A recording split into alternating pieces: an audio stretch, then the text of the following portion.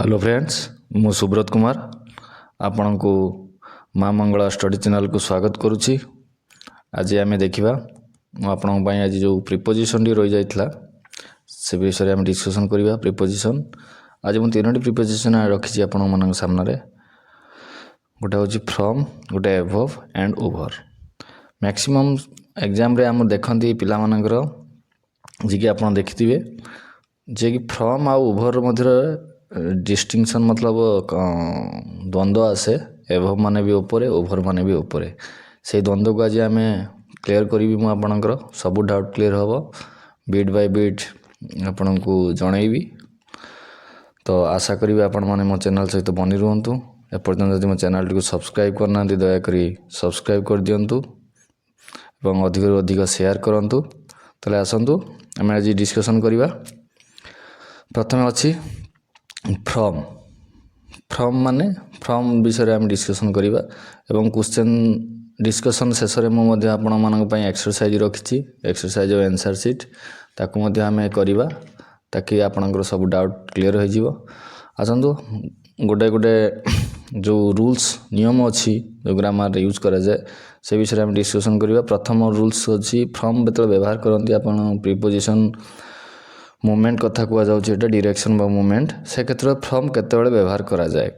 देखंतु फ्रॉम व्यवहार कर प्रथम नियम कहूँ कौन व्यक्ति बा वस्तु केउं स्थानरू बा दिगरू कार्य आरंभ कले ताहार सूचना देवाई फ्रॉम व्यवहार करा जाए।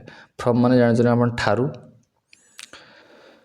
कौठू आसिला माने ओरिजिन जदि आम देखा ओरिजिन बा आरंभ स्थान जोटी व्यवहार करा जाए। आरंभ स्थान कथा कहले आम साधारणतः फ्रॉम ही लगी थाए।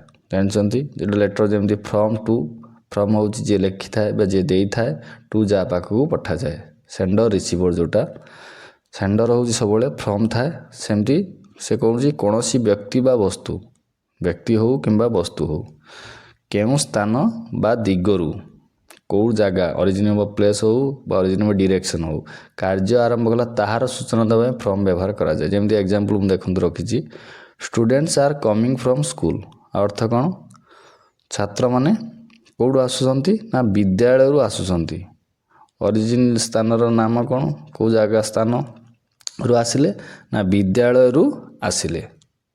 सेटा हूँ स्कूल हूँ बाहर स्थान बा ओरिजिन जोटा ओरिजिन ऑफ प्लेस से जनवाई आम फ्रॉम व्यवहार करागला। स्कूल पूर्व आम फ्रॉम व्यवहार करे से कथा से कहूँ कौन व्यक्ति वस्तु कौ दिग बा स्थान बाहरिला बाहर कार्य आरंभ कला से तार सूचना देवा पूर्व आम फ्रॉम व्यवहार करती।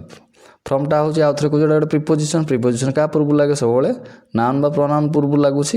ठीक सेमती से जो नाउन बा प्रोनाउन जोटा कहवा है हूँ ओरिजिन ऑफ प्लेस हो बा डायरेक्शन हो जो आरंभ कले कार्य।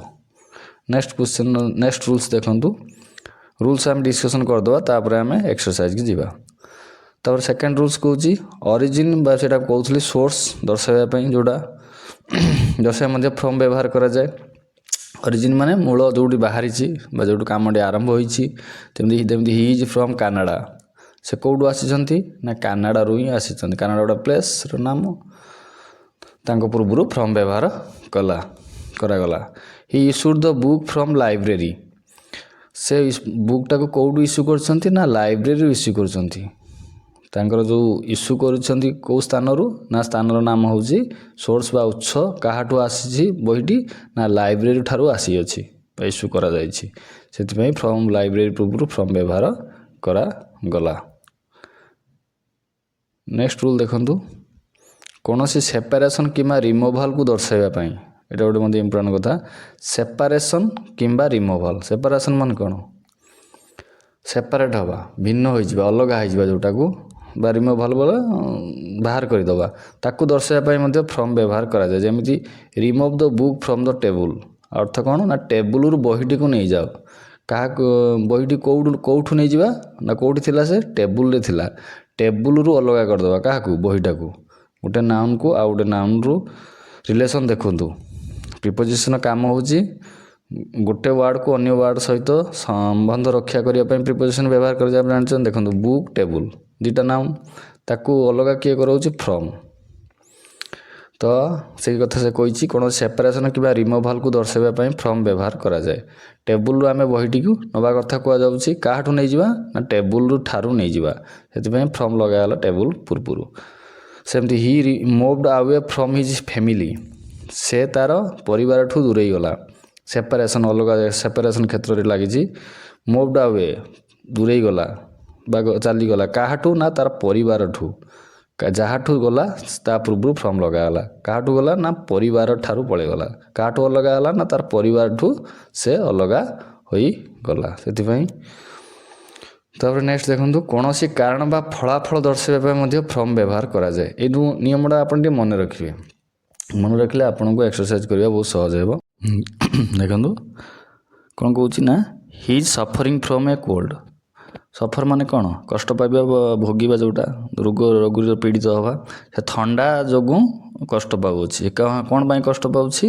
ठंडा हो से कष्ट पाऊँच सफर हो कारण कौन से कथा कहूँ कौन कारण बा फलाफल गोटे कार्यर कारण जनवाई आम फ्रम व्यवहार करें the road is slippery from the rain वर्षा जोगु रास्ताटी स्लीप होती कौन पाई स्लीप होती तो आम पचार कारण कौन रास्ताटी स्लीप होबार कारण कौन ना कारण हूँ वर्षा वर्षा कारण से स्लीप होती कौन कारण बा फलाफल दर्शाइवाई फ्रम व्यवहार कराए तेणुक कारणटा हूँ वर्षा ता पूर्व आम फ्रम लगाती प्रिपोजिशन यहाँ गोटे नियम मन रखिए तापर कौन कार्यर आरंभ समय जनाते सेठारे फ्रम व्यवहार कराए इंपोर्टाट रूल गोटे बढ़िया रूल ये आपको कहूँ हाँ इंग्राजी दुईटा जानते दुईटा हूँ गोटे आउ गोटे अच्छी सीन्स आप शुणी सीन्स ठारू फ्रम भी ठारू आपन रूल्स कही आप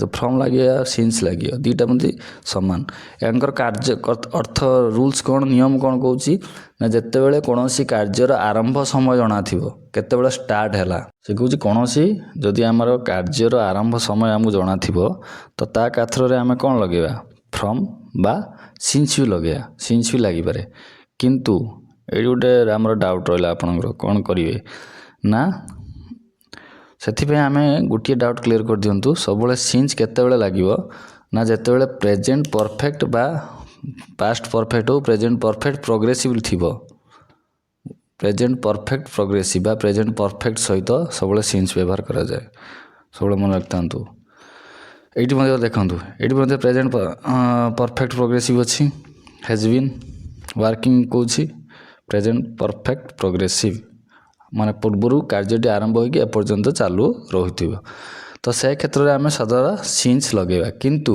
फ्रम से लगा हे जिते स्टार्टिंग समयटा आरंभ होगी एंडिंग समय जना थी आपण को जदि आपन को देखो जो एग्जांपल देखिए the programs runs from 10 AM to 4 PM 10टा बेले कामटा आरंभ होगी प्रोग्रामटा सर के 4टा बेले सर से आम फ्रम लगेले ये मत देखूँ आ नॉन जदि आम परफेक्ट नॉन परफेक्ट कथा कहुआ सब फ्रम लगे पार आम केवल परफेक्ट प्रेजेंट परफेक्ट हो पास्ट परफेक्ट परफेक्ट प्रोग्रेसिव हो एम क्षेत्र में सीन्स सब लगा जाए जदि आमर कार्य आरंभ समय जना थी कि शेष समय जना न शेष समय जना थी आम फ्रम टू लगे पार जमी लगे देखूँ he has been working from Sunday to today से कौन अर्थ कौन से कार्यटा को केबेठू ना संडे रविवार ठूँ आज पर्यंत चालू रखी आसी तेना आज सरीज तार आज पर्यंत काल चालू रही हो कि नहीं ठीक नहीं किंतु जदि लिखा जाता he has been working from Sunday अर्थ कौन से रविवार ठू चालू रखी बर्तमान रखुची आगू भी चालू रही ठीक ठिकाना नहीं तो सर से फ्रम केतले आम लगेगा ये क्षेत्र में रूल्स अनुसार भी आप मन रखिए कार्यर आरंभ समय थिले फ्रम जना हे शेष समय जो थी से आम फ्रम लगे पार प्रेजेंट परफेक्ट आ परफेक्ट प्रोग्रेसिव क्षेत्र में कि ना जदि आमको लिखे जाते he has been working day Sunday आपड़ी फ्रम लगे पारे ना ये सीन्स लगे भूल हो फ्रम लगे सीन्स संडे संडे ठार कामटी आरंभ होती बर्तमान भी चालू रही आगू भी चालू रही जना ना के सर जना था टू टुडे से लिखी फ्रम संडे टू टुडे रविवार ठू चालू आसी आज पर्यंत आज सरीज बास जिनसा हो नेक्स्ट नेक्स्ट रूल्स कौच सी मटेरियल जो धातुटी तैयारी होती कौन पदार्थ तैयारी होती ଫ୍ରୋଜ୍ ହେଉଛି ମେଡ୍ ଅର୍ ଡିରାଇଭ୍ଡ। ଯେକୌଣସି ଜିନିଷଟି ତିଆରି ହୋଇଥିବ କାହାଠୁ ତିଆରି ହୋଇଥିବ ତାକୁ ଜଣାଇବା ପାଇଁ ମଧ୍ୟ ଆମେ ଫ୍ରମ୍ ବ୍ୟବହାର କରନ୍ତି। ଯେମିତି ଦେଖନ୍ତୁ the ring is made from gold.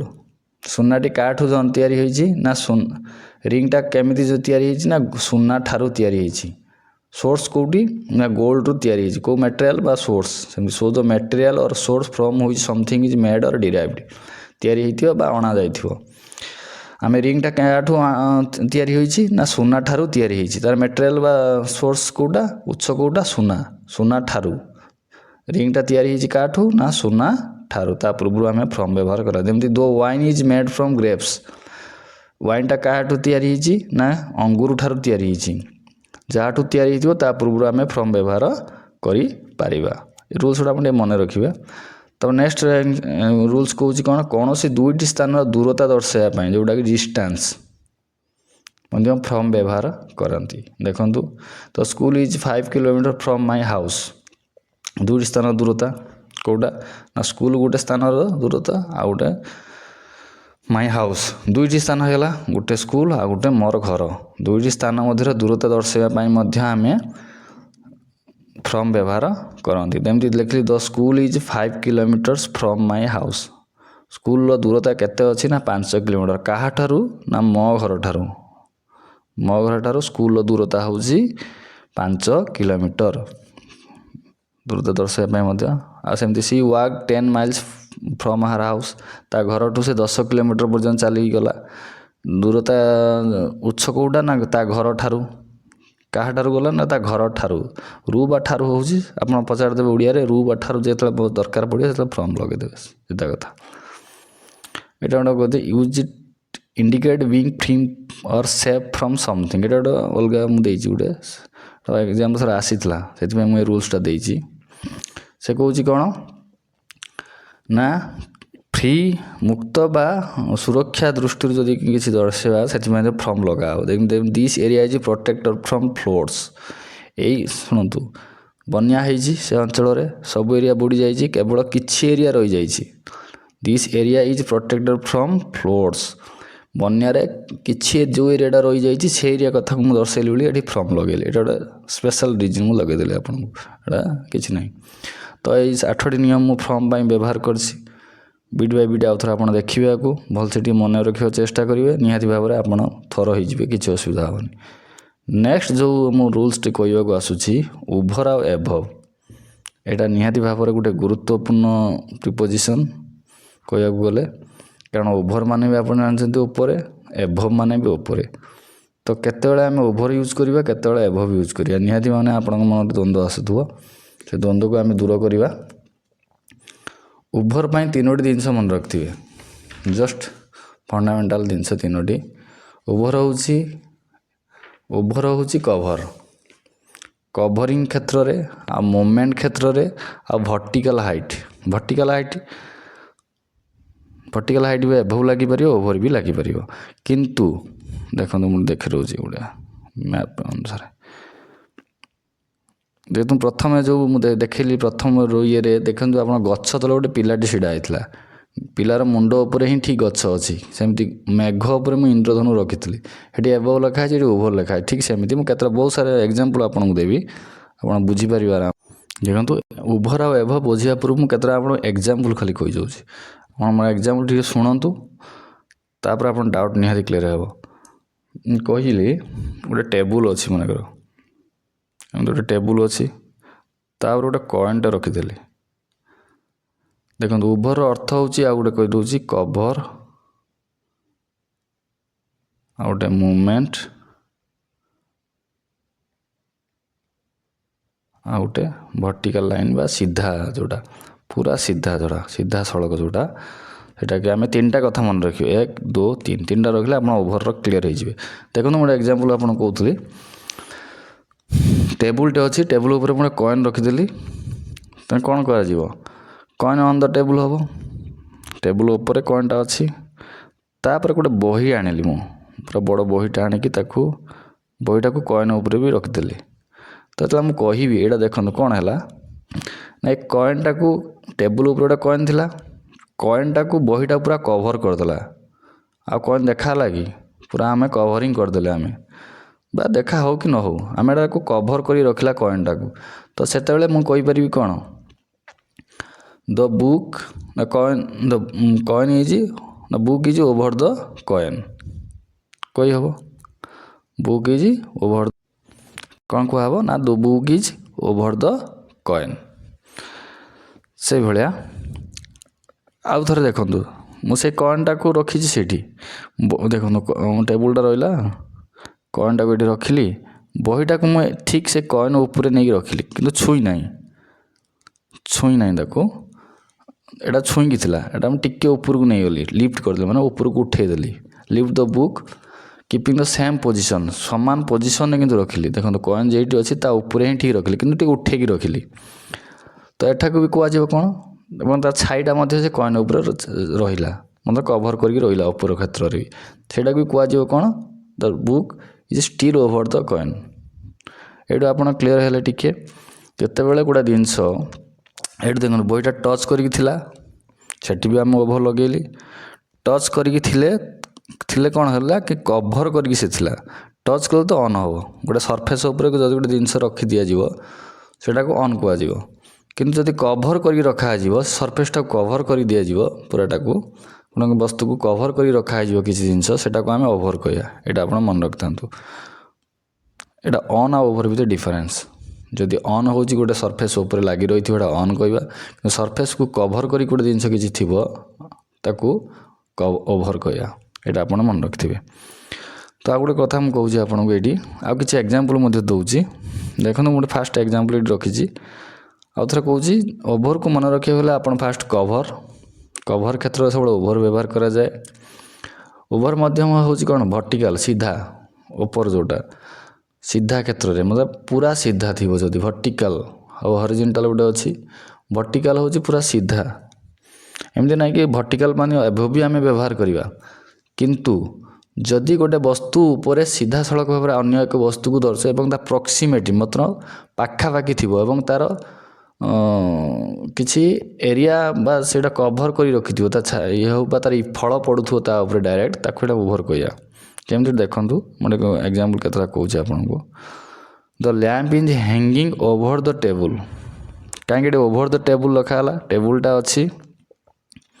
ଲ୍ୟାମ୍ପଟା କ'ଣ ଅଛି ସେ ଟେବୁଲ୍ ସିଧା ଉପରେ ଏଇଟା ଭର୍ଟିକାଲ ସିଧାରେ ଲ୍ୟାମ୍ପଟାକୁ ଟିକେ ଟଙ୍ଗା ହେଇଛି ମନେକର ଏଇଠି ଏରିଆରେ ଲ୍ୟାମ୍ପଟି ଆମେ ଟାଙ୍ଗିଛେ ତା ଲାଇଟ୍ଟା କ'ଣ ହେଉଛି ନା ଟେବୁଲ୍ ଉପରେ ପଡ଼ୁଛି ସେଥିପାଇଁ ହ୍ୟାଙ୍ଗିଂ ଲେଖା ହେଲା ଯଦି ମୁଁ ଏଇଠି ୱାର୍ଡ଼ଟା ମୁଁ କାଟିଦେବି ମୁଁ କହିବି ଗୋଟେ word sentence the lamp is dash the table mountain on the wall ଦେଖନ୍ତୁ ଆଉ ଥରେ ସେ ଏକ୍ଜାମ୍ପଲ୍ଟା ମୁଁ କହୁଛି ଆପଣଙ୍କୁ ଭଲସେ ବୁଝିବାକୁ ଚେଷ୍ଟା କରନ୍ତୁ ଆଜି ଆମେ ଡାଉଟ୍ କ୍ଲିୟର କରିବା ମୋର ଲକ୍ଷ୍ୟ ଦେଖନ୍ତୁ ମୁଁ ସେଇ କଥା ଟେବୁଲ୍ଟା ଏଠି ରଖିଲି ସେ କହୁଛି ଲ୍ୟାମ୍ପ ଇଜ୍ ଏଭଭ୍ ଦ ଟେବୁଲ୍ ଉପରେ ଅଛି बट से सेंटेंस सेठी हम कौन ना आउ गोटे वार्ड जोड़ा है माउंटेन ऑन द वाल वाल माने कांथ ऊपर माउंट होगी लैंपटा अच्छी तो तार जो लैंपर प्रभावटार टेबुल उपर किसी इफेक्ट पड़ूना जदि पड़ी जाता भर्टिकली था से कौन था हैंगिंग ओवर द टेबुल कहीं कराला ना लैंपटा टेबुल उपर झुला है तार लाइटटा टेबुल उपरको पड़ुची पाखापाखि रही अच्छी से आम ओभर लगे किंतु एठी कहीं एभव लगे एभव केते लगा जाए गोटे लेवल स्तर जोटा स्तर कौन सी स्तर दीटा जिनस को जब उच्च गोटे जिनस को आउ गोटे जिनस को उच्च भाव में दर्शाइक हेल्ले आम हायर जोटा उच्चता हायर पोजिशन दर्शाइक हेल्ले आम एभव लगाती मन रखि था हायर पोजिशन एभव कभर एवं भर्टिकल लाइन एवं मूवमेंट पाई ओभर ये दुटा जिन मन रखिदे आप किसी प्रोब्लेम हम ना आ गए कथा मुझे कौच एग्जाम्पल छोट एग्जाम्पल तो fan is dash the bed जदि मुझे सेंटेंस कहि the fan is dash the bed the fan is sewing dash the bed दुटा जिन रहा से फैन अच्छी से बेड अच्छी दुटा वार्ड मुझे चेंज कर सुइंग गोटे रखी खाली रखी तो fan is sewing dash the bed हम फैनटा कौन हो देखो ये बेडटा मुझे काटिली गोटे बेड यहाँ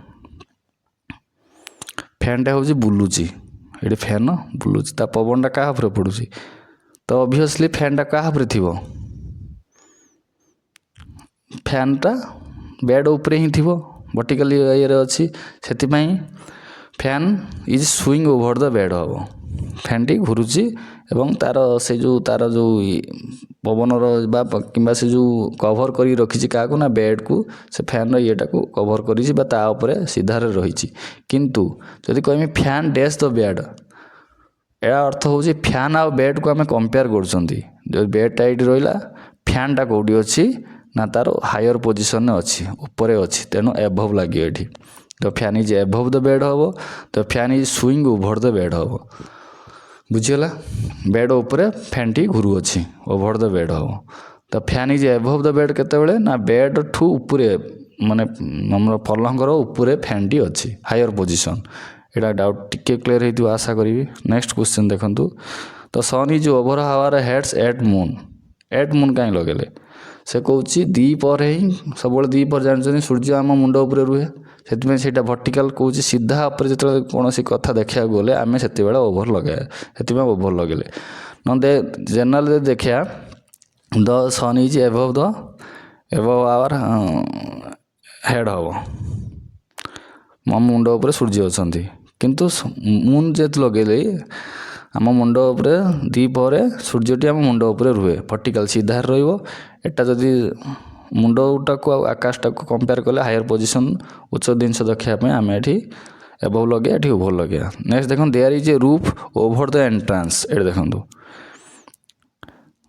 ଆପଣ ସବୁବେଳେ ସେଣ୍ଟେନ୍ସର ଓଡ଼ିଆ ବୁଝିବାକୁ ଚେଷ୍ଟା କଲେ ଆପଣ ଓଭର ଆଉ ଏଭଭ୍ର ୟୁଜ୍ ଜାଣିପାରିବେ। ଦେଖନ୍ତୁ, ଦେୟାର ଇଜ୍ ଏ ରୁଫ୍, ଛାତ ଅଛି କେଉଁଠି ନା ଏଣ୍ଟ୍ରାନ୍ସର ଉପରେ ହିଁ ଛାତ ଅଛି। ସେ ପୁରାଟାକୁ କହିଥିଲେ ଫାର୍ଷ୍ଟ ଫ୍ଲୋର୍ ସେକେଣ୍ଡ ଫ୍ଲୋର୍ କହିଲେ ଏଭଭ୍ ଲାଗିବ। There is a first floor second floor above the first floor ହେବ। କିନ୍ତୁ ଏଠି there is a roof over the entrance କାହିଁକି ହେଲା? ଏଣ୍ଟ୍ରାନ୍ସ ଗୋଟେ ଛୋଟ ଏରିଆ, ତା ଉପର କ୍ଷେତ୍ରକୁ ଦୌଡ଼ ଏଣ୍ଟ୍ରାନ୍ସ, ଯଦି ମୁଁ ଦେଖେନି ଏଣ୍ଟ୍ରାନ୍ସଟା ହେଉଛି ଏଇଟା ଏଣ୍ଟ୍ରାନ୍ସ ଗଳି, ତା ଉପରେ ଛାତ, ସିଧାଟାକୁ ଦେଖିବା ପାଇଁ ହେଲେ ଆମେ ଓଭର ଲଗେଇଲେ। ସବୁବେଳେ ତିନିଟା ଜିନିଷ, କଭର୍, ଯେତେ କଭର୍ କ୍ଷେତ୍ରରେ ଆପଣ ଓଭର ଲଗେଇବେ। ଭର୍ଟିକାଲ ଲାଇନ୍ ସିଧା ଯଦି ଥିବ ପୁରା ତାର ମୁଣ୍ଡ ଉପରେ, ତାର ଇଫେକ୍ଟ ପ୍ରକ୍ସିମିଟି ପାଖାପାଖି ଥିବ, ଟଚ୍ ନ କରିଥିବ, ଟଚ୍ କରିଥାଇପାରେ, ଟଚ୍ କଲେ ତ ଓଭର, ଟଚ୍ କରି ଯଦି କଭର୍ ହେଇଥିବ ଏଇଟା ଓଭର ଲଗେଇବା। ଟଚ୍ ନ କରିକି ଯଦି ତା ସିଧା ଉପରେ ରହିବି ଓଭର ଲଗେଇ ହେବ। ଆଉ କଥା କହୁଛି ମୁଭମେଣ୍ଟ କ୍ଷେତ୍ରରେ, ଯେତେ ସବୁ ମୁଭମେଣ୍ଟ ଗୋଟେ ଜାଗାରୁ ଆଉ ଗୋଟେ ଜାଗାକୁ ମୁଭମେଣ୍ଟ କ୍ଷେତ୍ରରେ ଆମେ ଦେଖିଲେ ବି ଆମେ ସବୁବେଳେ ଓଭର ଲଗେଇବା। ବାସ୍ ଏତିକି ତ ଜିନିଷ, ତିନିଟା ଜିନିଷ ଆପଣ ମନେ ରଖିଲେ ହେଇଯିବ। ଦେଖନ୍ତୁ ସେକେଣ୍ଡ କଥା, ମୁଁ ସେ କଥା କହୁଛି, ଯଦି କୌଣସି ବସ୍ତୁର ମୁଭମେଣ୍ଟକୁ ଦର୍ଶାଇବା ପାଇଁ ଓଭର ବ୍ୟବହାର କରାଯାଏ। ପୋଜିସନ୍ ଉପରର ମୁଭମେଣ୍ଟ, ଗୋଟେ ଜାଗାରୁ ଆଉ ଗୋଟେ ଜାଗାକୁ ମୁଭମେଣ୍ଟ କରୁଥିବ କୌଣସି ବସ୍ତୁ, ତାକୁ ଦର୍ଶାଇବା ପାଇଁ ସର୍ବଦା ଓଭର ବ୍ୟବହାର କରାଯାଏ, କେବେ ଏଭଭ୍ ନୁହେଁ। ଶୁଣନ୍ତୁ, ଏଭଭ୍ଟା ହେଉଛି ଷ୍ଟାଟିକ୍ ପୋଜିସନ୍ର ସବୁବେଳେ ଏଭଭ୍, ମୁଭମେଣ୍ଟ କ୍ଷେତ୍ରରେ ସବୁବେଳେ ଓଭର। ଏଠି ଜିନିଷଟା ମୁଭମେଣ୍ଟ ଷ୍ଟାଟିକ୍ ପାଇଁ ଏଭଭ୍, ମୁଭମେଣ୍ଟ ପାଇଁ ଓଭର। ଏଇଟା ଜିନିଷ ଇମ୍ପୋର୍ଟାଣ୍ଟ ଜିନିଷ ଦୁଇଟା, ଟିକେ ମନେ ରଖିଥିବେ। ସେ କହୁଛି କୌଣସି ବସ୍ତୁର ମୁଭମେଣ୍ଟକୁ ଦର୍ଶାଇବା ପାଇଁ ଓଭର ବ୍ୟବହାର କରାଯାଏ। ଯେମିତି movement across surface mainly used for crossing or passing, ସେ ଭୂମି ଉପରେ ହେଉ ବା ଆକାଶ ଉପରେ ହେଉ, ଯଦି ଆମେ ମୁଭମେଣ୍ଟ କଥା କହିବା ଆମେ ସର୍ବଦା ଦେଖନ୍ତୁ, plain flew over the city, ପ୍ଲେନ୍ଟି କ'ଣ ହେଉଛି ନା ସହର ଉପରେ ଦେଇକି ଉଡ଼ିକି ଯାଉଛି, ମୁଭମେଣ୍ଟ ହେଉଛି, ସହର ଉପରେ ଦେଇକି ଯାଉଛି, ସେଥିପାଇଁ ଆମେ ଲଗେଇଲେ କ'ଣ ଫ୍ଲିଉ ଓଭର ଲଗେଇଲେ। ଦେଖନ୍ତୁ ଯେମିତି ଡଗ୍ ଜମ୍ପଡ୍ ଓଭର ଦ ଫେନ୍ସ, ସେ କ'ଣ କହୁଛି ନା କୁକୁରଟି କ'ଣ କଲା, ଫେନ୍ସ ମାନେ କ'ଣ, ଫେନ୍ସ ମାନେ ଯେଉଁ ବାଡ଼ର ଗୋଟେ ସାଇଡ଼୍କୁ ଆଉ ଗୋଟେ ସାଇଡ଼୍କୁ ଡିଆଁ ମାରିଦେଲା। ମୁଭମେଣ୍ଟ ହେଉଛି ଗୋଟେ ସାଇଡ଼୍କୁ ଅନ୍ୟ ସାଇଡ଼୍କୁ ମୁଭମେଣ୍ଟ ହେବାକୁ ଓଭର କହନ୍ତି, ଉପରେ ଦେଇକି ଗଲେ।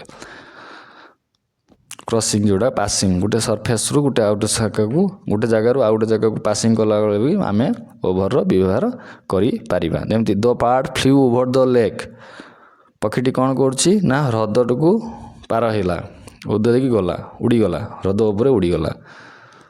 ସେଥିପାଇଁ ଆମେ ମଧ୍ୟ ଦେଖନ୍ତୁ ଗୋଟେ ଏକ୍ଜାମ୍ପଲ୍ ମୁଁ କହୁଛି ଆପଣଙ୍କୁ, ଦ କ୍ଲାଉଡ୍ସ ମୁଭ୍ଡ ଡ୍ୟାଶ୍ ଦ ସିଟି, ଦ କ୍ଲାଉଡ୍ସ ଆର୍ ହ୍ୟାଙ୍ଗିଂ ଡ୍ୟାଶ୍ ଦ ସିଟି। କ'ଣ ଲାଗିବ ଆପଣ ଚିନ୍ତା କରନ୍ତୁ, କ୍ଲାଉଡ୍ସ ମୁଭ୍ଡ ଡ୍ୟାଶ୍ ଦ ସିଟି, ମୁଁ କହିଲି କ୍ଲାଉଡ୍ସ ମୁଭ୍ଡ ମାନେ ଗତି କରୁଛି, ସିଟି ସହର ଦେଇ ଗତି କରୁଛି, ଅବଭିୟସ୍ଲି ଓଭର ହେବ। ବଟ୍ ନେକ୍ସଟ ସେଣ୍ଟେନ୍ସ ଦେଖନ୍ତୁ, ମୁଁ କହୁଛି ଦ କ୍ଲାଉଡ୍ସ ଆର୍ ହ୍ୟାଙ୍ଗିଂ ଡ୍ୟାଶ୍ ଦ ସିଟି, से कौची मेघखंड एटा हूँ मेघखंड टिके रही हाँ यहाँ हूँ मेघखंड झुलिकी रही क्या ना सहर उपरे यहाँ हूँ आमर सहर आमर यहाँ सहर सहर उपरे झुलिकी रही अच्छी तो यहाँ कौन कर जनाऊँगी कि सहरटा गोटे देखो सहर गोटे हूँ ऑब्जेक्ट आउ दुटा ये भी मेघखंड गोटे ऑब्जेक्ट झुलिकी रही मतलब कौन उच्चरे अच्छी सहर उपरे अच्छी उपरे उच्चरे अच्छी तो ये हम एभव तो clouds are hanging above the city हम clouds moved over the city हम क्लीयर है आप कौन कौन सी वस्तु अन्य वस्तु पर आसे यहाँ कभर कथा कौन आवृत करते the boy held an umbrella over him देखो यहाँ गोटे इम्पोर्टाट कथा क्वेश्चन परीक्षा पड़ी छताटा कौन कर पिलाटी धरिकी यहाँ गोटे पिलाटा छता को ता मुंड उपरे रखी तो मुंड उपर ही भर्टिकाली अच्छी से लगला ओभर हिम कभर कर छताटा पूरा कभर कर कार ता मुंडटा को से आम ओभर लगेले किंतु यदि देखो ए पिलाटी यहाँ गोटे पिलार चित्र कि छताटा को यदि आम रखा जब मुझे एग्जाम्पलटा देवी तो यहाँ कौन करी ना boy held an umbrella above him थिले कौन हम ना ता उपरे अच्छे यहाँ उपरे हूँ हायर पोजिशन ता मुंड उपरे छताटी रखी मुंड उपरू छताटी अच्छी मतलब ता मुंड सीधारे ना सीधारे थे कभर करदेला ता मुंडा को ओभर हो जाता मुंड उपरे पोजिशन मुंड जी ता आगु मन देखु raise your hand raise please raise your hand above your head raise the hand above your head तो मो हाथ उठा मुंड उपरू हाथ उठा ये कौन देखा आज्ञा हायर पोजिशन देखा तो हाथटी को मुंड ठू उपरको उठा कहूँ पोजिशन हायर कहूँ हायर पोजिशन सब एभव लगे ठीक से एटी एभव हम एटी ओभर हम मन रखिए he put a blanket over the baby से कौन कर बेबीटा को कौन कर ब्लांकेट घोड़े दियो घोड़े देवा अर्थ कभर गोटे सरफेस को जब आउ थे कहली बेबी ऊपर घोड़े दवा बेबी ऊपर को घोड़े दवा जदि गोटे कभर करा जाउथो गोटे सरफेस को कभर करने कौन सी वस्तु को कभर करने आम सर्वदा ओभर को व्यवहार करती आ गोटे कथा ड्यूरेशन टाइम दर्शाइए ओभर व्यवहार करा जाए आ गोटे अल्प अल्प सर्ट टर्म कर जाऊँगी देखा आप बुझे किसी निर्दिष्ट आशा करुवा संख्यार अल्प अधिक मोर दैन क्वांटिटी सर्वदा संख्या बा नंबर क्षेत्र में सर्वदा ओभर व्यवहार करा जाए मन रखता एभव केबे नंबर पाखे व्यवहार करा जीवो नाही केवल टेम्परेचर जीरो कथा देखिया फ्रीजिंग मोमेंट बा जीरो रु अधिक देखा केवल टेम्परेचर क्षेत्र में एभव व्यवहार करा जीवो नचेत आउ सब संख्या पाखे ओभर व्यवहार करा जीवो देखो जमी ही इज ओभर 60 हूँ गोटे नंबर 60 वर्ष अधिक है ओभर लगे एभव 60 हेनी भूल हो टेम्परेचर रोज ओभर 40 डिग्री 40 डिग्री रु अधिका टेम्परेचर बढ़ीगला बढ़ुची जेटा संख्यार अल्प रु अधिक जो निर्दिष्ट आशा करा संख्यार अधिक हेल्ले आम नंबर बा परिमाण क्षेत्र में सब ओभर व्यवहार करती आ गए इम्पोर्टाट कथा कंट्रोल ऑफ डोमिनेंस डोमिनेंस माने कंट्रोल और डोमिनेंस अर्थ कौन जोटे आब्स्ट्राक्ट कन्स्ट्रक्ट नाउन जो आब्स्ट्राक्ट कंटेक्स्ट देखो रैंकिंग क्वालिटी और इम्पोर्टान्स क्षेत्र में एभव लगा जाए रैंक क्षेत्र कह गले एभव लगा रैंक फैंक क्षेत्र में आउ कंट्रोल डोमिनेंस आउ अथॉरिटी ये सब क्षेत्र में आम सब ओभर व्यवहार करें ये बहुत समय पढ़ार पड़े ये जिनटा मन रखिए जदि कंट्रोल आउ डोमिनेंस और अथॉरिटी से ओभर व्यवहार करिया एभव केते व्यवहार करिया ना रैंक क्वालिटी आउ इम्पोर्टान्स क्षेत्र में यहाँ माइंड रखिए ये तीनटा थिला 7टी ना 6टी थिला आमर ओभर पाई आउ थे कहूँ ओभर को जाना हेल्ले आप 3टा जिन मन रखा पड़े गोटे कभर गोटे हूँ मोमेंट आ गोटे हूँ वर्टिकल सीधा ठीक से भाया एभव केतले कंपैरिजन जोटा कहूँ कंपैरिजन माने कौन ना देखंतु ये गोटे स्तर आ गोटे स्तर जो आम कंपेयर करवा आठू आखू कंपेयर करिया से एभव लगेगा कंपेयर क्षेत्र में बा आमर कौन लेवल जोटा हायर लेवल बा लेयर स्तर बा लेवल ये सब क्षेत्र में एभव लगे जो कौन सीधा सड़क वस्तु उपर नथिले एभव व्यवहार करा जाए static position higher than something static position कथा हम कहूँ तो मूवमेंट हम ओभर स्टैटिक थिले एभव जो मेघ कथा हम कहली ठीक से भाया ଆପଣ ଜାଣିଲେ ହାୟର ହେଉଛି ହାୟର ମାନେ ଉଚ୍ଚ କୌଣସି ଜିନିଷକୁ ଉଚ୍ଚରେ ଦେଖିବାକୁ ଚାହିଁଲେ ଆମେ ଏଭବ୍ ବ୍ୟବହାର କରିବା। ଦେଖନ୍ତୁ ଦ କାଇଟ୍ସ ଆର୍ ଫ୍ଲାଇଂ ଏଭବ୍ ଦ ହାଉସ୍। ଘରଠୁ ଉଚ୍ଚରେ କ'ଣ ଅଛି ଗୁଡ଼ିଟି ଅଛି ଘର ଗୁଡ଼ି ଦୁଇଟାକୁ ଆମେ ଡେସ୍କ୍ରାଇବ୍ କଲାବେଳେ ଆମେ ଏଭବ୍ ଲଗାଇଲେ ହାଉସ୍ ପାଖରେ ଘରଠୁ ଉଚ୍ଚରେ କାହାର ଉଚ୍ଚରେ ଉପରେ ଅଛି ନା ଘର ଉପରେ ଅଛି ସେଥିପାଇଁ କିଏ ଅଛି ଗୁଡ଼ି ଅଛି ସେଥିପାଇଁ ଏଭବ୍ ଦ ହାଉସ୍ ଲେଖା ହେଲା। ସେମିତି ବେଲୁନ୍ସ ଆର୍ ଫ୍ଲାଏ ଏଭବ୍ ଦ ଟ୍ରି ଗଛର ଲେବୁଲ୍ରୁ ଉପରକୁ ପଳାଇ ଯାଇଛି ବେଲୁନ୍। ଲେବୁଲ୍ କ୍ଷେତ୍ରରେ ଆମେ ହାୟର ସମଥିଙ୍ଗ ବା ଲେବୁଲ୍କୁ ଦର୍ଶାଇବାକୁ ଗଲେ ଦେଖନ୍ତୁ ସେଇଟା ହାୟର ଲେବୁଲ୍ ବା ର୍ୟାଙ୍କକୁ ଦର୍ଶାଇବା ପାଇଁ ଏଭବ୍ ବ୍ୟବହାର କରାଯାଏ। Superior greater quality status position ଏଇଟା ର୍ୟାଙ୍କ କଥା କହୁଛି। ଲେବୁଲ୍ କଥା ସ୍ତର ଯେଉଁଟା ଜଳ ସ୍ତର ବଢ଼ିଯିବା ଏଇଟା ସବୁ ଏଭବ୍ ଲାଗିବ। ଦେଖନ୍ତୁ officer is above the soldiers in command ଏଇଟା ହେଉଛି କମାଣ୍ଡ କ୍ଷେତ୍ରରେ। ସେମିତି ମାପଚୁପ କିଛି ତଥ୍ୟ ଅଧିକ ହେଲେ ମଧ୍ୟ ଏଭବ୍ ଲଗାଯାଏ। ଯଦି ଆମେ ପୂର୍ବର ବର୍ଷର ଟେମ୍ପରେଚର କ୍ଷେତ୍ର ମୁଁ କହୁଥିଲି ଟେମ୍ପରେଚର କ୍ଷେତ୍ରରେ ସବୁ ଏଭବ୍ ଲଗାଇବେ। ଯଦି କମ୍ପାରିଜନ୍ ଟେମ୍ପରେଚର କରାଯାଏ ସେତେବେଳେ ଆମେ ଏଭବ୍ ଲଗାନ୍ତି। ତ ସେତିକି ଥିଲା ଆଜି ଆମର ଏଭବ୍ ଆଉ ଉଭର କ୍ଷେତ୍ର ଜାଣିବା ପାଇଁ। ଆଉ ଥରେ କହୁଛି ଏଭବ୍ ଉଭରକୁ ଆପଣ କେତେବେଳେ କେମିତି ଜାଣିବେ। ଓଭର ହେଉଛି ସବୁବେଳେ କଭରିଂ କ୍ଷେତ୍ରରେ ଗୋଟେ ଜିନିଷ ଉପରେ ଯଦି ଆଉ ଗୋଟେ ଜିନିଷ କଭର କରିକି ରହିଥିବ ଘୋଡ଼େଇ ହେଇକି ଥିବ ବା ତା'ର ଇଫେକ୍ଟ ତା ଉପରେ ଡାଇରେକ୍ଟ ପଡ଼ୁଥିବ ସେତେବେଳେ ଆମେ ଓଭର ବ୍ୟବହାର କରିବା। ସେ ଟଚେବୁଲ୍ ହେଇଥାଉ ଯଦି ଟଚ୍ ବି ନ କରିଥିବ ତା ସିଧା ଉପରେ ଥିବ କୌଣସି ଜିନିଷ ଦର୍ଶାଇବା ପାଇଁ ଆମେ ଓଭର ବ୍ୟବହାର କରିବା। କିମ୍ବା ଟଚ୍ କରି ଯଦି କଭର କରୁଥିବ ସେଥିପାଇଁ ମଧ୍ୟ ଓଭର ଲାଗିବ। ଟଚ୍ ନ କରି ବି ଉପରେ ଯଦି ଥାଇକି ତାକୁ କଭର ବି କରୁଥିବ ତା ପାଇଁ ବି ଓଭର ବ୍ୟବହାର କରାଯାଏ। ଆଉ ଗୋଟେ ହେଉଛି ମୁଭମେଣ୍ଟ। ମୁଭମେଣ୍ଟ କ୍ଷେତ୍ରରେ ଯେତେବେଳେ ଗୋଟାଏ ସ୍ଥାନରୁ ଆଉ ଗୋଟେ ସ୍ଥାନକୁ ମୁଭମେଣ୍ଟରେ ଥିବ ଗତିଶୀଳ ଅବସ୍ଥାକୁ ଜଣାଇବା ପାଇଁ ମଧ୍ୟ ଗୋଟେ ପଏଣ୍ଟରୁ ଆଉ ଗୋଟେ ପଏଣ୍ଟକୁ ଉପରେ ଯିବା ପାଇଁ ସବୁବେଳେ ଆପଣ ଓଭର ବ୍ୟବହାର କରିବେ। ଦେଖନ୍ତୁ ୱି ଆର୍ ଫ୍ଲାଇଂ ଡ୍ୟାସ୍ ଦ କ୍ଲାଉଡ଼୍ସ ଏଇଠି ଗୋଟେ ଦେଖିଲେ ଗୋଟେ ଏକ୍ଜାମ୍ପଲ୍ ବଢ଼ିଆ ମୁଁ କହୁଛି। ୱି ଆର୍ ଫ୍ଲାଇଂ ଆମେମାନେ ଉଡ଼ି ଯାଉଛୁ ମେଘଖଣ୍ଡ କ'ଣ ଏଠି ଓଭର ଲାଗିବ ନା ଏଭବ୍ ଲାଗିବ। ଏଇଟା ବି ତ ଫ୍ଲାଇଂ ମାନେ କ'ଣ ମୁଭମେଣ୍ଟ ଅଛି କିନ୍ତୁ ନା ସେ କହୁଛି ମେଘଖଣ୍ଡ ଉପରେ ଆମେ ଯାଉଛୁ। ଏଇଟା ତାର କ'ଣ ଲେଖୁଛି ପୋଜିସନ୍ ହାୟର ପୋଜିସନ୍ ଦେଖୁଛି ମେଘଖଣ୍ଡ ଉପରେ ତାକୁ ଆମେ ମେଘଖଣ୍ଡକୁ କ୍ରସ୍ କରୁନାହାନ୍ତି କ୍ରସ୍ କରିବା କଥା ମୁଁ ଦେଖାଉନି ଆମେ ଏଠି କମ୍ପେୟାର କଥା ଦେଖାଉଛନ୍ତି ଆମେ ଆଉ ମେଘଖଣ୍ଡ ତାକୁ କମ୍ପେୟାର କରାଯାଉଛି ଦୁଇଟାକୁ ସେଥିପାଇଁ ଏଭବ୍ ଦ କ୍ଲାଉଡ଼୍ସ ହେବ ମନେ ରଖିଥାନ୍ତୁ। ସେଇଭଳିଆ କଥା ମୁଁ କହୁଛି ବହୁତ ସାରା ଅଛି। ତ ଆଜି ପାଇଁ ଏତିକି।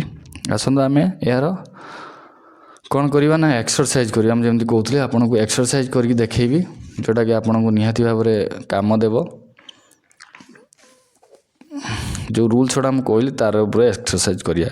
ହି ହେଜ୍ କଣ୍ଟ୍ରୋଲ ଡେସ୍ ଦ ସିଚୁଏସନ୍ କ'ଣ ହେବ ମୁଁ କହିଛି କଣ୍ଟ୍ରୋଲ ଆଉ ଡୋମିନେନ୍ସ କଥା ଆସିଲା ମାନେ ଆପଣ କ'ଣ ଲଗାଇବେ ଆଖି ବୁଜିକି ଓଭର ଲଗାଇବେ କଣ୍ଟ୍ରୋଲ ଓଭର ଦ ସିଚୁଏସନ୍ ହେବ। ଦ ଟ୍ରେନ୍ ଡିପାର୍ଟସ୍ ଡେସ୍ ଦ ଷ୍ଟେସନ୍ ଏଟ୍ 4 PM ଟ୍ରେନ୍ଟି ଛାଡ଼ିଛି ଷ୍ଟେସନ୍ କେତେବେଳେ ଛାଡ଼ିଛି ନା 4ଟା ବେଳେ ଛାଡ଼ିଛି। ତାର ସୋର୍ସ ଅଫ୍ ଅରିଜିନ୍ ଛାଡ଼ିଛି ଷ୍ଟେସନ୍ରୁ ଛାଡ଼ିଛି ଯେ କ'ଣ ଗୋଟେ ବସ୍ତୁ ବା କୌଣସି ଜିନିଷ ଯେଉଁଟା ଛାଡ଼େ ତାର ମୂଳ ସମୟ ବା ମୂଳ ଜାଗା ଜାଣିଥିଲେ ଆମେ କେଉଁଠି ଛାଡ଼ିଲା ନା ଷ୍ଟେସନ୍ରୁ ଛାଡ଼ିଲା ଆରାମସେ ଫ୍ରମ୍ ହେବ ଷ୍ଟେସନ୍ ଠାରୁ ଛାଡ଼ିଛି 4ଟା ବେଳେ। କ୍ଲାଉଡ଼୍ସ ଆର୍ ହ୍ୟାଙ୍ଗିଂ ଡେସ୍ ଦ ସିଟି ଏଇଟା କହୁଥିଲି ହ୍ୟାଙ୍ଗିଂ ଅଛି ମାନେ ଏଭବ୍ ଲାଗିବ ଯଦି ମୁଭ୍ ଥାନ୍ତା ଓଭର ଲାଗିଯାନ୍ତା ଏଇଟା ପଡ଼ିଛି ପରୀକ୍ଷାରେ ଆଜ୍ଞା ମୁଁ ସେଇ କ୍ୱେଶ୍ଚନ୍ ଆପଣଙ୍କୁ ରିପିଟ୍ କରୁଛି। ତ ଟିଚର୍ ରିସିଭ୍ଡ ଲେଟର୍ ଡେସ୍ ଦ ପ୍ରିନ୍ସିପାଲ୍ ଚିଠିଟି କାହାଠୁ ଆସିଛି ନା ପ୍ରିନ୍ସିପାଲ୍ଠୁ ଆସିଛି। ଯିଏ ସେଣ୍ଡର ପ୍ରିନ୍ସିପାଲ୍ ପଠାଇଛନ୍ତି ସେଣ୍ଡର କିଏ ଏଠି ପ୍ରିନ୍ସିପାଲ୍ ସେଣ୍ଡର ପାଖରେ ସବୁବେଳେ ଫ୍ରମ୍ ଲାଗିବ ରିସିଭର ପାଖରେ ସବୁବେଳେ ଟୁ ଲାଗେ ଜାଣିଛନ୍ତି। ରିଗାର୍ଡ଼ିଂ ଦ ମିଟିଂ ବିଷୟରେ ଚିଠି କିଏ ପଠାଇଛି ସେଣ୍ଡର କିଏ ଫ୍ରମ୍। ତ ଲ୍ୟାମ୍ପ ଇଜ୍ ଦେଖନ୍ତୁ ଲ୍ୟାମ୍ପ ଇଜ୍ ହ୍ୟାଙ୍ଗିଂ ଡେସ୍ ଦ ଡାଇନିଂ ଟେବୁଲ୍ ଏଇଟା ଗୋଟେ ଇମ୍ପୋର୍ଟାଣ୍ଟ କଥା। ଏଇଟା କ'ଣ ଭାବୁଥିବେ ଆପଣ ଓଭର ଭାବିବେ କି ନାଇଁ ଡାଇନିଂ ଟେବୁଲ୍ ଉପରେ ଝୁଲୁଅଛି ଡାଇନିଂ ଟେବୁଲ୍ ଝୁଲୁଅଛି ଲ୍ୟାମ୍ପଟି କେଉଁଠି ଝୁଲୁଛି ନା ଡାଇନିଂ ଟେବୁଲ୍ ଗୋଟେ କ'ଣ ଡାଇନିଂ ଦେଖନ୍ତୁ ଏଇଟା ପ୍ରକ୍ସିମିଟିରେ ବା ତା'ର ଯେଉଁ ଇଫେକ୍ଟ କଥା କିଛି ଜଣା ନାହିଁ। ଯଦି ଟେବୁଲ୍ ଥାନ୍ତା ଟେବୁଲ୍ ଉପରେ ଲ୍ୟାମ୍ପ ଝୁଲୁଛି ଠିକ୍ ଅଛି ଡାଇନିଂ ଟେବୁଲ୍ ଉପରେ ଲ୍ୟାମ୍ପ ଝୁଲିବା କିଛି ଅର୍ଥାତ୍ ନାହିଁ। ତ ଏଠି ଏଭବ୍ ଲାଗିବ ଏଭବ୍ ଦ ଡାଇନିଂ ଟେବୁଲ୍ ଅର୍ଥ କ'ଣ ନା ଡାଇନିଂ ଟେବୁଲ୍ ଉପରେ ଲ୍ୟାମ୍ପଟି ଅଛି ତା ଭର୍ଟିକାଲ୍ ନଥିବ ସାଇଡ଼୍ରେ ଥିବ ମୁଁ କହିଥିଲି କାନ୍ଥ ଉପରେ ଲାଗି ରହିଥିବ କିମ୍ବା ଯେମିତି ଫଟୋ ଲାଗିଥିବ ମାନେ କ୍ଲକ୍ ଘଣ୍ଟାଟି ଦୁଆର ମୁହଁ ଉପରେ ଅଛି ମାନେ ଦୁଆର ମୁହଁ ସିଧା ରହିଛି ବୋଲି ଜଣା ନାହିଁ ମାନେ ଏଣ୍ଟ୍ରାନ୍ସ ପାଖରେ ଘଣ୍ଟାଟି ଅଛି ମୁଁ ଯଦି କହିବି ଏଣ୍ଟ୍ରାନ୍ସ ମାନେ ଯିବା ଦ୍ୱାରା ସେଥିପାଇଁ ଆମେ ଏଭବ୍ ଲଗାଇବା। ଯେମିତି ହେଲିକପ୍ଟର ସେମିତି ଦେଖିବା ହେଲିକପ୍ଟର ଫ୍ଲୁ ଡ୍ୟାସ୍ the city to capture aerial footage fly ମାନେ ଉଡ଼ିଯିବାର ଅଛି ମାନେ ମୁଭମେଣ୍ଟ ମାନେ ସବୁବେଳେ ଓଭର ଲଗେ ଏଇଟା କିଛି ପ୍ରୋବ୍ଲେମ୍ ନାହିଁ। ଦେଖନ୍ତୁ ଦ ସାଉଣ୍ଡ ଅଫ୍ ଥଣ୍ଡର କେମ୍ ଦ ମାଉଣ୍ଟେନ୍ସ ସାଉଣ୍ଡ ଥଣ୍ଡର ସାଉଣ୍ଡଟା କେଉଁଠୁ ଆସିଛି ଘଡ଼ଘଡ଼ିର ଆବାଜଟା କେଉଁଠୁ ଆସିଲା ନା ପର୍ବତ ଠାରୁ ଆସିଲା ଅରିଜିନ୍ ଆସି ଜଣାପଡ଼ିଗଲା ତ କାହାଠାରୁ ଆସିଲା ନା ପର୍ବତ ଠାରୁ ଆସିଲା ମାନେ ଫ୍ରମ୍ ଲାଗିବ ଆମେ ଯେମିତି ଅରିଜିନ୍ ସବୁବେଳେ ଅରିଜିନ୍ ଆଉ ସୋର୍ସ ଆରମ୍ଭ ଯଦି ଜାଣିଥିବା ଯାହାଠୁ ଆରମ୍ଭ ହୋଇଛି କିଛି ଜିନିଷ ସବୁବେଳେ ଫ୍ରମ୍ ଆରମ୍ଭ ହିଁ ଫ୍ରମ୍ରୁ ଆରମ୍ଭ ହୁଏ ମନେ ରଖିଥାନ୍ତୁ। ସି ଲିନ୍ ଦ ରେଲିଂ ଟୁ ସି ଦ ଭ୍ୟୁ ସେ ରେଲିଂ ପାଖକୁ କ'ଣ କରେ ନା ଭ୍ୟୁ ଦେଖିବା ପାଇଁ ପଳେଇଗଲା ଓଭର ହବ ଲିଣ୍ଡ ଓଭର ସବୁବେଳେ ହୁଏ leaned over leaning the view.